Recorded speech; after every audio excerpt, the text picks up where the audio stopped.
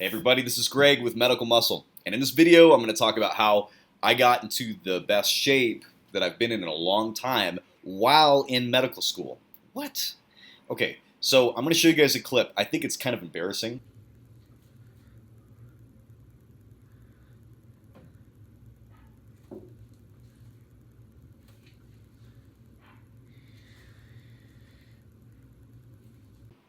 This was back in 2019 when I was in my undergrad studies, and I was working full time. I was taking a full load of classes and studying for the MCAT all at the same time. So maybe that's my one excuse. I was a vegetarian. I had been a vegetarian for 8 years, and when I started medical school, I decided to stop being a vegetarian. So vegetarian meaning no fish, no chicken, everything. Not even like no shrimp, nothing. No chicken broth, nothing. And I was doing it for environmental reasons, for health reasons, right? Because I thought, if you have a lower saturated fat diet, that, it'd be better. But little did I know that, when you get lazy, you get tired, you end up starting to eat the processed vegetarian foods. And those things are not good. It's not good to eat processed foods. And you know what? Chicken, it can be organic. That's great. But it's just chicken. It's not like all these other ingredients, there is preservatives, but I just felt like it was more clean. You know what I mean? If you eat a piece of salmon, wild cut salmon, it's so clean compared to like fake bacon or fake sausages and all that. That's got tons of tons of gluten, all that stuff. And you got to eat a lot of that fake protein if you want to maintain muscle mass, which is not good. So, so this is what I currently look like now.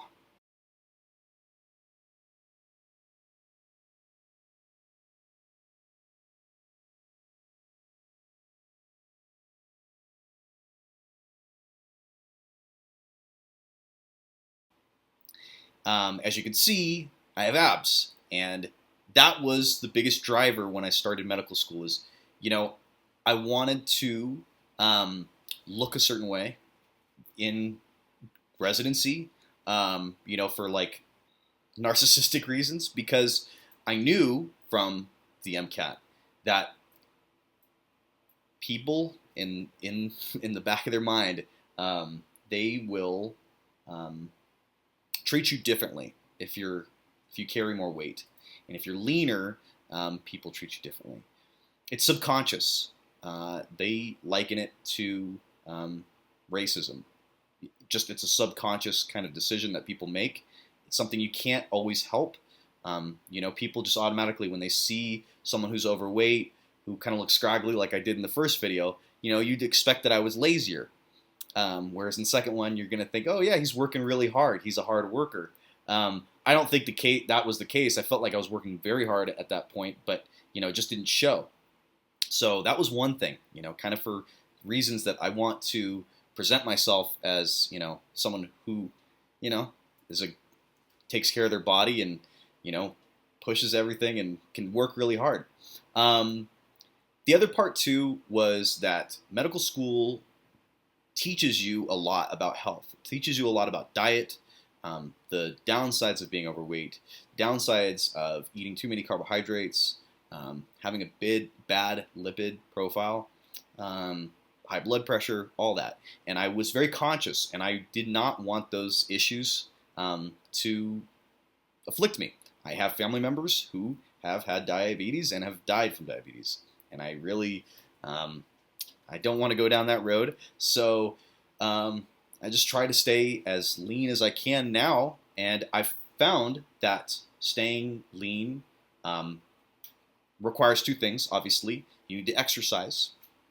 Actually, three things. And I think this is why I've seen the biggest change in my physique in medical school. So diet, exercise, and rest. Right? Diet, exercise, and rest. Okay, so I'm going to talk about the diet part. So I transitioned to eating meat for, obviously for changing up my health kind of profile. Meat just works really well for me. I'm a weightlifter, I'm a bodybuilder, and I just needed more protein that didn't have a bunch of carbs and all these preservatives locked up in it, right? Processed proteins. What I found too is that when you eat animal proteins, you're a lot more satiated, right?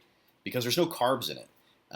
You don't feel like eating as much, and that's why I do suggest a high protein diet if you're in medical school, because you're not moving very much. You're going to be sitting for way longer hours than I ever sat, so it's important to not really eat that many carbs because you're not going to use them.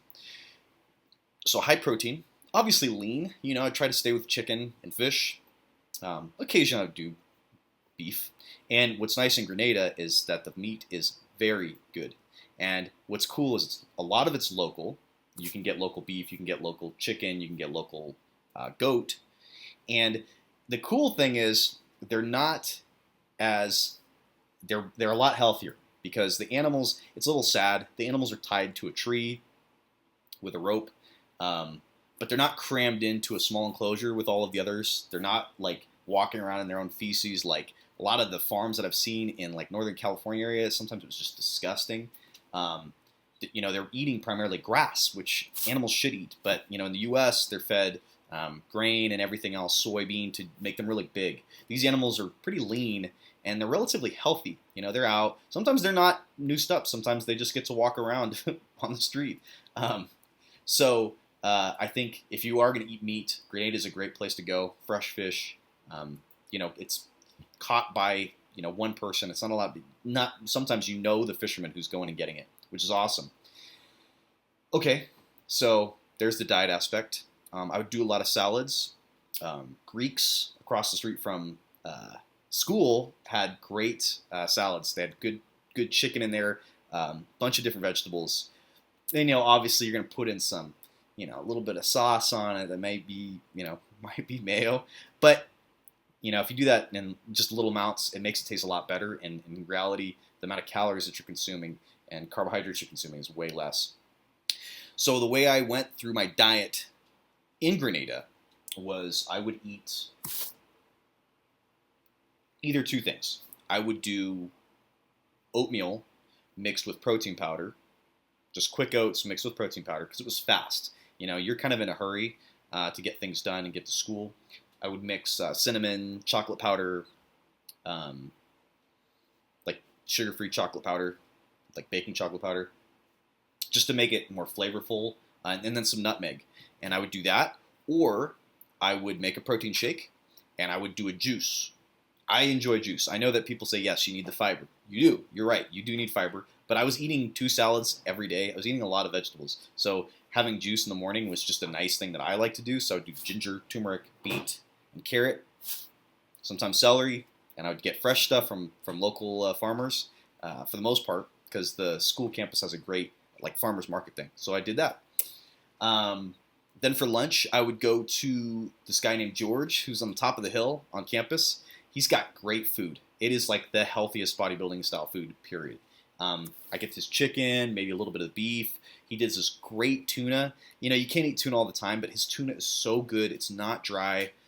And he does like this tomato-y kind of sauce. It's so good.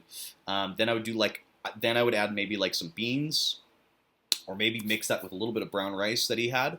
And then a side of vegetables. He does broccoli, cauliflower, stuff like that. I don't think that's local, but it's good. Then maybe for a snack, I would probably eat nuts or something, whatever I could get my hand on, like something pretty easy. And then for dinner, I would do a salad at Greek's, usually. I want to keep the carbs low before I go to bed, because I'm not going to really use those carbohydrates. Kind of have a high protein. And then when I get home, usually I would make myself an ice cream. I would take protein powder, banana. I'm adding the carbs in. Okay, I just said that. A small banana, some powdered milk, which is really good. I'd never tried that before. That stuff is amazing. It sounds gross. I'm telling you, it's really good. And I would concentrate it. So powdered milk, chocolate protein powder, banana, maybe throw in some peanuts just to give it some crunch, and some chocolate powder, that same baking chocolate powder, cinnamon, nutmeg. Mix that up, freeze it, and then eat it. And it was so good as like a treat at the end of the night. And it's still pretty low carb. It's only like, banana, and protein-wise, it's like maybe 25, 30 grams of protein because of the nuts, the protein powder, and the milk. It was good. Okay, so that was basically my diet, basically Monday through Friday. On the weekends, occasionally I'd go out to Container Park and get like fish tacos or something. I might like break a little bit, have a couple beers, but for the most part, that was my diet consistently, all through the term. So for working out, and this comes into the rest part, I found that I did not have enough time to work out 2 hours or an hour and a half like I used to every single day. I loved weightlifting. In the past, I loved just going in there and just killing myself because that was my stress relief. But I was also realizing over time that like I didn't have that time in medical school. So I would do weights for about an hour, maybe a little less than an hour, maybe let's say 45 to an hour and 15. That was the maximum. An hour 15 was the maximum that I'd spend in the gym. And then every other day, I'd be doing weights, and then I would do cardio between that. So that would be getting an elliptical, doing 30 minutes of walking, stair mill, whatever I wanted to do. I would go play ultimate frisbee sometimes. That usually took probably about an hour. Yeah, and that was fun, and it was good for me to get that cardio in. And what I realized is that my muscle building was a lot faster, and I'm going to tell you why. I was always about intensity when I was younger with exercise, when I was bodybuilding and powerlifting. I was all about pushing it to the limit every single time. And I feel like that stresses your body so much that you start gaining all this weight, you get injured, and then you can't really exercise because your back goes out, your knees, whatever. So this way that I'm doing currently, the weights only every other day, was that you recover sufficiently. And the cardio is pretty light. I don't kill it anymore. I just go on the treadmill at a steep incline. I'll do the stair mill. Nothing crazy. Elliptical, 30 minutes, nothing crazy. It's just to get my heart rate at a nice constant pace. I'm not trying to do intervals anymore. Interestingly, I don't know why. I've seen people who do interval training and all that stuff, the sprint training, and yeah, it's supposed to be great. But they're all overweight. I've just always noticed that, and I never got that. I was like, because I was doing that too. And I think it just stresses your body out too much. If you don't stress your body out too much, you can actually get away with eating less calories. If you stress your body out like crazy, you burn a ton of calories in the workout, you really have to eat a ton of calories so you can, replenish your glycogen storages to do that again if you're doing that on a daily basis. So I feel like take it easy on yourself so that you don't have to eat so much. Kind of a weird thing. It was a weird observation. All right, and then the last thing, the biggest benefit that I noticed with dieting while I was on the island and eating a fairly low-carb diet is that I just felt like my focus was better. I was eating a lot more healthy fats, right? I'm staying conscious with that, and more protein, and it just kept my blood sugar more stable. I didn't feel like craving as much, and I realized, especially when I was younger, I would use food as a distraction. I'd be like, you know what, I'm hungry, I need to get up and go do something. And I ended up eating a lot, and it would be chips or something like that. And my study would just kind of go to shit. I would maybe do another 10 minutes, and then go eat again, and whatever. So I found that this diet worked very well. It kept me full. I could go hours of studying without, having to eat anything, which is great because, you don't want to be eating every 30 minutes, every hour. And I noticed a lot of people do that. They get up, they would go to the coffee shop, they'd get a coffee. Then they would get up another an hour and a half and go get a croissant. Then they get up and go get another coffee in like another hour and a half. Or get like a Snickers or something. It's just too much. It's obviously too much calories, and it's a distraction, and you're just trying to feed this awful cycle of sugar going up and down. Anyway, so I hope you guys like this video. I wish you the best of luck, and I hope you guys can keep up your exercise because it's very important in medical school. All right.